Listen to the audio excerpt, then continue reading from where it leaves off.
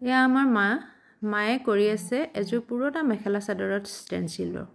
এতিয়া বাজিছে সন্ধিয়া 7 ঘড়ীটো দেখুৱাই দিছোঁ। সন্ধিয়া 7 বজাত মায়ে এনেকৈ কিছুমান কাম কৰি থাকে।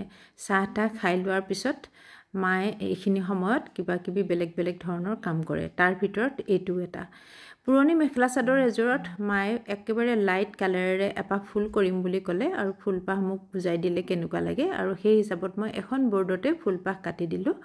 মাৰো সুবিধা হৈছে কৰিবৰ কাৰণে আৰু কৰি আছে সেই অকণমান দেখুৱাই দিলোঁ।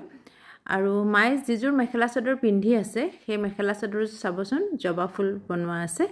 এই ফুলকেইপাহ মায়ে এপ্লিক কৰি নিজে কৰিছে। মায়ে এনেকৈ নিজৰ মেখেলা চাদৰবিলাক নিজে কৰি লয়, খুব ভাল লাগে। মাৰ কামবিলাক অকণমান বেলেগ ধৰণৰ হয়, সেয়ে মই ভিডিঅ' বনাই ৰাখি থওঁ। মাৰ আইডিয়াবিলাক মোৰ ভাল লাগে। আপোনালোককো দেখুৱাই দিলোঁ মাৰ আইডিয়াবিলাক। আজিলৈ ইমানেই, ধন্যবাদ।